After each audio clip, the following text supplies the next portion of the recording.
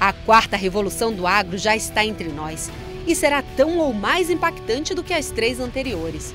Justamente aquelas que introduziram a própria agricultura intencional há 10 mil anos, a semeadeira mecânica do século XVI ou a Revolução Verde do século passado, com maquinário a combustão, fertilizantes e agroquímicos. Sairemos de uma agricultura imprecisa para uma atividade técnica com processos praticamente infalíveis, quase perfeitos, com base em programas de computadores. Softwares já analisam as condições das lavouras e apontam exatamente qual parte necessita ser irrigada, fertilizada ou protegida de pragas. Na pecuária, sensores acompanham exatamente a performance dos animais e alertam sobre qualquer desvio. Scanners mapeiam os nutrientes necessários para cada planta em máquinas autônomas que trafegam pela lavoura a 60 km por hora. Drones que podem identificar o peso do gado por imagem e levar insumos para abastecimento sem estressar o rebanho. Tudo isso por controle remoto. As cidades evoluem sim, cada vez mais, e querem ser futuristas. Mas é no campo onde muitos dos avanços tecnológicos estão trazendo mais benefícios concretos para a sociedade e o planeta. Ontem a agricultura era manual. Hoje já temos equipamentos inteligentes, drones, satélites e maquinários autônomos. Amanhã já se faz necessário algo que ainda nem foi imaginado.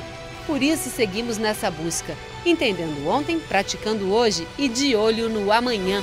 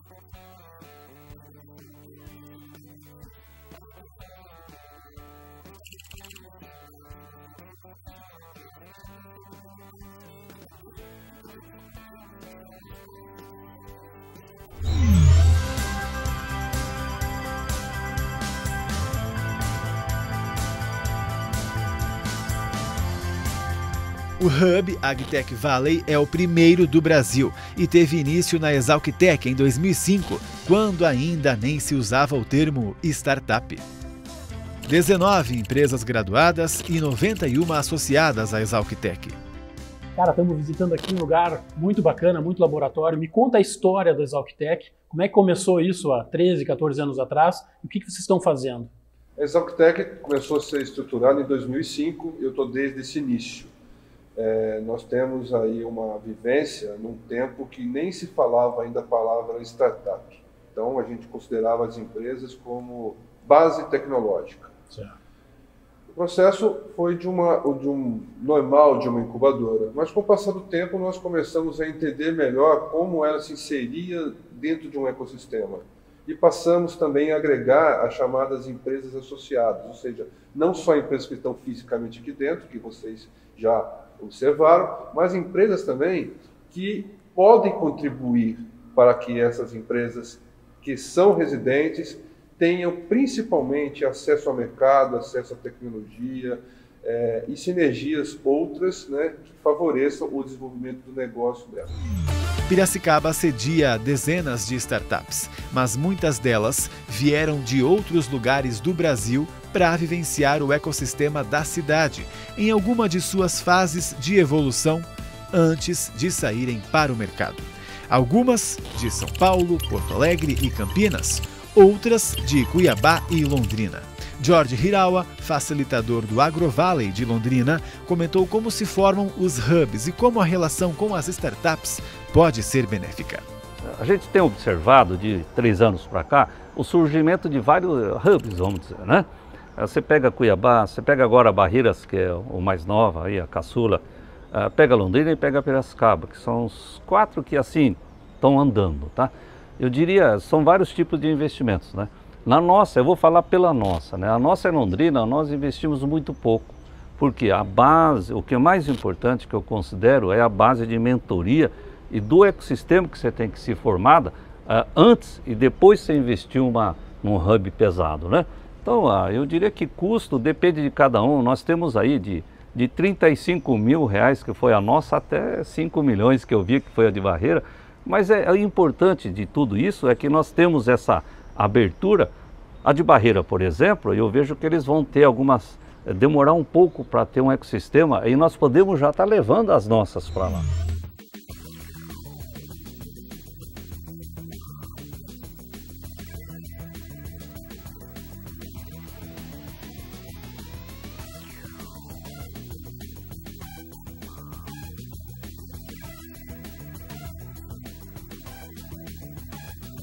Daniel, sei que o teu espírito empreendedor, a vontade de fazer, o que o Senar Nacional está fazendo para esse mundo da inovação? O Senar é o principal agente hoje com a maior capilaridade no setor do agro, né, com a coordenação nacional. Hoje passam pelas nossas ações em torno de 3 milhões de pessoas todo ano, seja ela capacitação, seja ela assistência técnica. Então nós estamos agregando essa nossa presença, a nossa posição próximo do produtor rural, tentando linkar isso com todo o ecoambiente, o ecossistema de inovação, as universidades, as startups, as empresas, os jovens que têm essa vontade empreendedora. Como o setor hoje economicamente tem destaque no país, então está atraindo, né, uma série de pessoas e empresas que não têm proximidade e não conhecem o nosso setor. Então a nossa intenção é fazer esta aproximação, definir exatamente quais são os problemas e trazer esses problemas para as empresas que têm a intenção de ter soluções, criando assim um ambiente de negócio que pode trazer, com certeza trará, soluções viáveis para o nosso setor.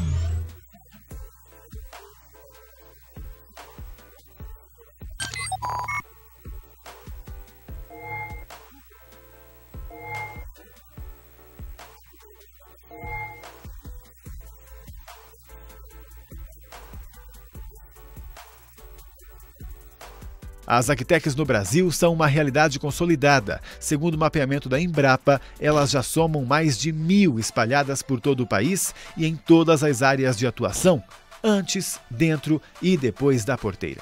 O ambiente é tão promissor que milhões de reais são investidos ao ano nas novas empresas e o mercado parece não ter limites. Me fala um pouco mais da SP Ventures, o que é, o que vocês fazem hoje e para onde vocês estão indo? A SP Ventures é uma gestora de Venture Capital. A gente montou a empresa aqui no Brasil para replicar o modelo de Venture Capital americano aqui. Aqui é um modelo que você compra participações minoritárias em empresas de tecnologia com alto potencial de crescimento, arregaça as mangas com os empreendedores e faz o negócio crescer durante 10 anos, 15 anos e aí vende a empresa. E aí, no decorrer do tempo, a gente percebeu que a melhor oportunidade para investir em empresas de tecnologia no Brasil é no agronegócio.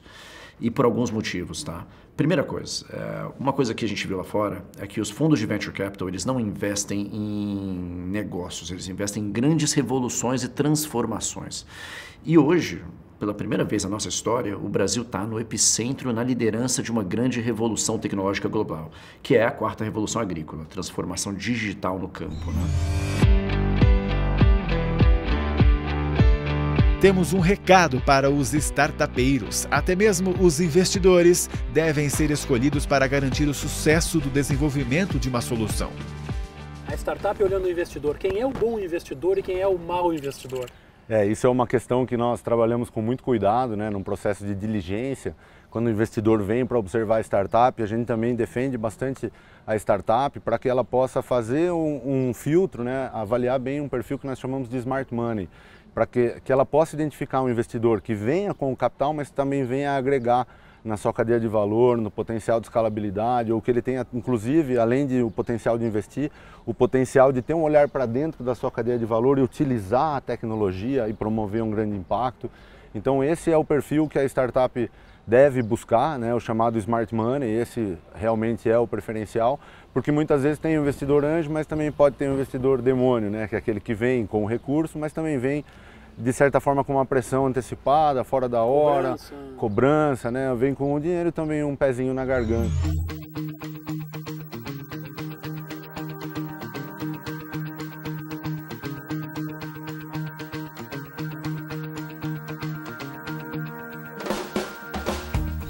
Empresas estão lidando com isso, ou seja, grandes empresas que tinham super P&Ds lá, faziam muita pesquisa, hoje vivem a oportunidade de se associar e se relacionar com as startups. Como é que você está vendo essa relação? São modelos muito diferentes e todos eles interessantes, com prós e contras, né? Algumas estão fazendo, outras estão comprando, outras estão se associando. Então aqui você tem, por exemplo, o caso da Raizen que tem o Pulse dentro dela.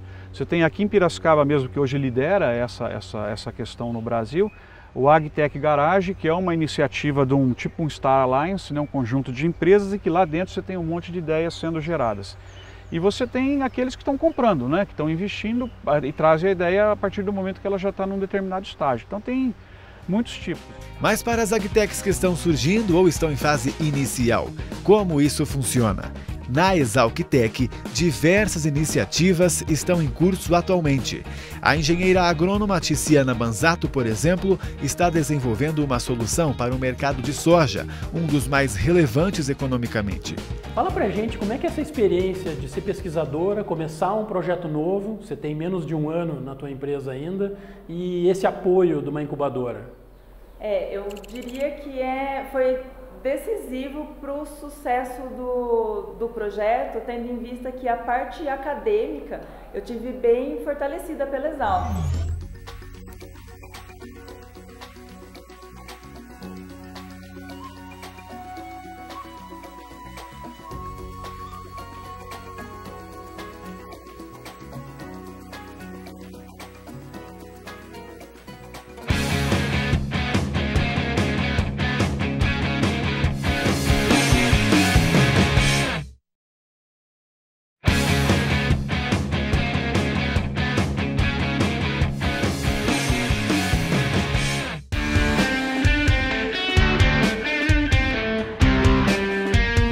O modelo de incubação da ExalcTech é a ponte mais direta entre a academia e a chegada ao mercado. Um exemplo disso é a Smart Agri, um dos sócios é o Marcos Nascimben. A Smart Agri é uma empresa que começou com uma união de alguns pesquisadores aqui da Universidade da Exalc, aqui de Piracicaba, e a gente veio para a incubadora aqui da Exalc, né, para desenvolver ferramentas de pesquisa. Então no início nós éramos uma empresa de pesquisa. Então trabalhamos um ano e meio como empresa de pesquisa, o nosso time começou a crescer de desenvolvimento, porque na pesquisa na verdade você desenvolve coisas para cada vez aprimorar mais coisas. O nosso time de desenvolvimento foi crescendo e a gente começou a criar projetos. Então cada um dos nossos pesquisadores hoje são responsáveis por alguns projetos. Alguns estão em fase bem inicial, ainda com o projeto FAPESP, financiando a ideia. Outros já têm parceria com empresas que já estão indo para o mercado já. Ou a gente até criou uma outra empresa que já tem um produto comercial, já está 2 anos no mercado com produto comercial legal. Então a gente tem um fluxo legal do desenvolvimento até o mercado. Também existem aceleradoras e incubadoras fomentadas por grandes empresas do agro. Este é o caso da Pulse, que também fica em Piracicaba. Estamos aqui com Pedro Nossi, gerente de inovação da Raizen. Tudo bem, Pedro? Tudo bom, Maravilha. Obrigado. Pedro, a gente está aqui nesse ambiente maravilhoso aqui do Pulse, que é considerado o primeiro hub de inovação privado do agro brasileiro. Por que a Raizen fez esse investimento? Tá. A Raizen fez esse investimento porque é super importante para a gente estar conectado nesse ecossistema que envolve startups, envolve empreendedores, envolve profissionais liberais que trazem esse tipo de inovação para os nossos processos, e principalmente para os nossos processos agrícolas. Então hoje o Pulse é considerado um dos pilares da inovação dentro do agronegócio. A gente tem uma expansão que atende a todos os setores da Raizen, mas o grande objetivo é justamente a gente trazer esse ecossistema de inovação para dentro da Raizen, mexendo com a questão de talento, com a questão de cultura, com a questão de inovação e conectando essas soluções aos nossos processos. Então a gente visa, como sempre, a otimização desses processos dentro da Raizen, seja no agro, seja na logística, seja nas questões comerciais, mas sempre buscando esse contato com as startups, com esse ecossistema e colaborando junto com a Raizen para isso. Vocês já estão aqui nesse ambiente há mais de 2 anos aproximadamente. Nesse período, o que a Raizen já tirou de proveito? O que vocês já extraíram desse projeto? Sim, a gente tem hoje 28 startups residentes aqui com a gente. Dessas 28 startups, a gente já fez 15 pilotos com as startups. O piloto é considerado um teste que a gente faz da solução da startup junto da nossa planta, da nossa fazenda, da nossa unidade, onde a gente testa a solução da startup, testa a viabilidade dela e caso a gente enxergue uma viabilidade econômica, uma viabilidade de expandir essa solução para dentro da Raizen, a gente executa um contrato com essa startup. Então a gente tem 15 pilotos em andamento ou já executados, a gente tem uma série de contratos também já firmados e a gente pode falar que desses contratos a gente já teve um retorno que paga o investimento feito no Pulse com sobra.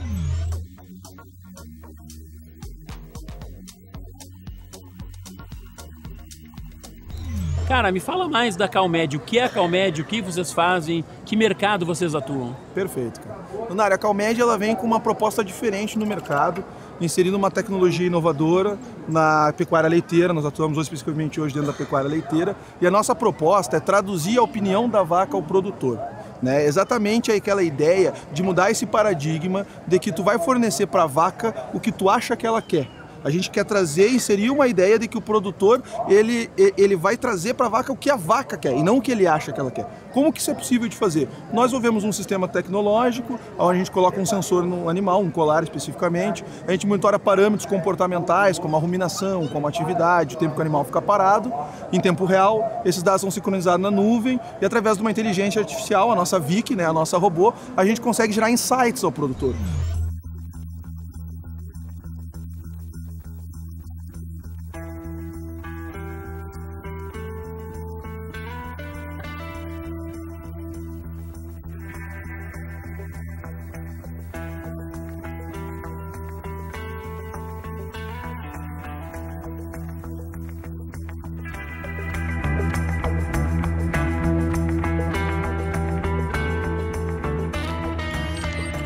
Eu comecei a vir para aqui, para a região, há 1 ano e eu percebi na região um interesse fantástico da iniciativa privada, falando dos produtores, das pessoas que trabalham no ecossistema agrícola, de desenvolver inovação.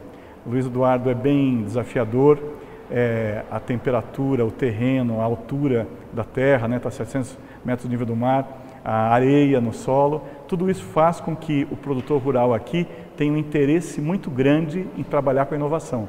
Ele é, assim, a gente chama de early adopter, é um cara que rapidamente deseja, você fala assim, vamos bater um tambor, ele fala, leva na nossa fazenda lá, vamos testar. Então a gente percebeu essa disposição, percebeu boas universidades, percebeu um apoio político, percebeu uma condição de infraestrutura da cidade e aí nós decidimos trazer para cá então essa aceleradora.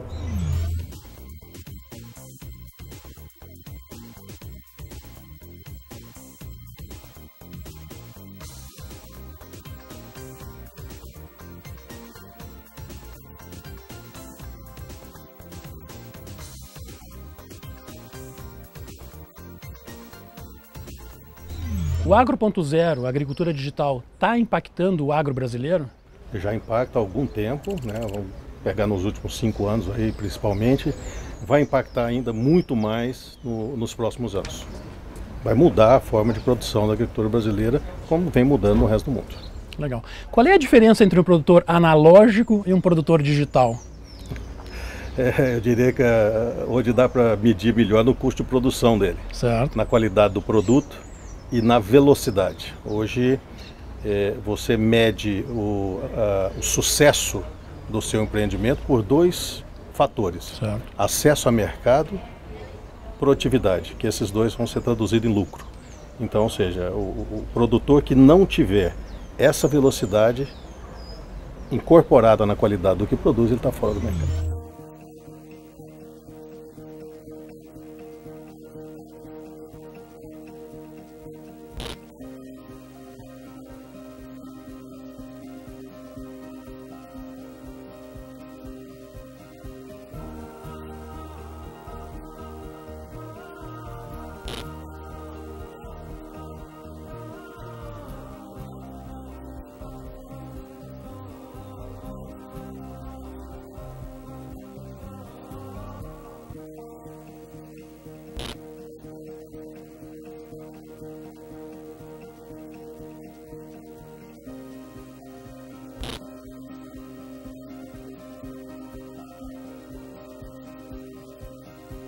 Esse ano nós lançamos um aplicativo, que é o Plantio Certo. Foi lançado inclusive no lançamento do Plano Safra, onde o produtor pode, a partir de um aplicativo, na palma da mão, consultar essas janelas de plantio para ele ver a época mais adequada para ele plantar. A gente tem outros tipos de aplicativos também, né? A Embrapa, ela tem aplicativos tanto para a internet, na web, por exemplo, para planejamento e monitoramento agrícola.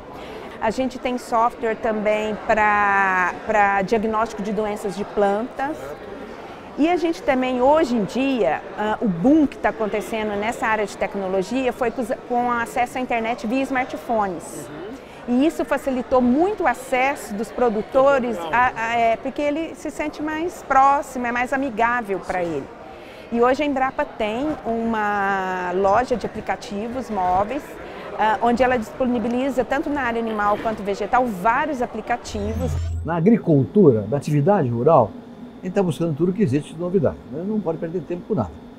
Transgenia, por exemplo, fertilizantes organominerais ou só orgânicos. Nós estamos procurando avançar com todos os mecanismos disponíveis. Mas eu acho, Donário, que é uma questão que não está sendo tratada com a mesma dimensão da tecnologia agrícola, que é gestão. Hoje, gestão ambiental é essencial, porque a sustentabilidade hoje é um dado para a competitividade. Cada vez mais o mundo vai exigir produto sustentável na sua produção, no uso de equipamentos, no uso de insumos agrícolas, no uso de recursos humanos. Então, gestão ambiental, gestão de recursos humanos. Uma máquina de cortar cana custa R$1,5 milhão. Tem que botar um engenheiro para tomar conta. Nós temos que formar gente com bastante competência para tocar o equipamento moderno que tem hoje. Gestão de finanças. Hoje você vai ter que pagar imposto. Nossa! A legislação muda tanto, está tendo processo. Gestão de risco. Então são temas da gestão. Quanto custa o teu produto? Se não tiver contabilidades rigorosas e controles rigorosos, você perde a dimensão do teu custo e, portanto, do teu ganho. Então, eu acredito que na gestão, hoje, há um espaço para trazer muita inovação e as startups estão trabalhando muito nessa direção. Seguimos nossa busca pela inovação, conectando o homem do campo à terra que nos alimenta, com muita tecnologia. Uma busca que passa por limites que já pareceram impossíveis e hoje estão no nosso dia a dia. Da automação à inteligência artificial, da quebra de todos os limites entre o homem e o mundo digital. Qual será a próxima disrupção? Qual será o próximo limite quebrado? Estaremos juntos nessas descobertas.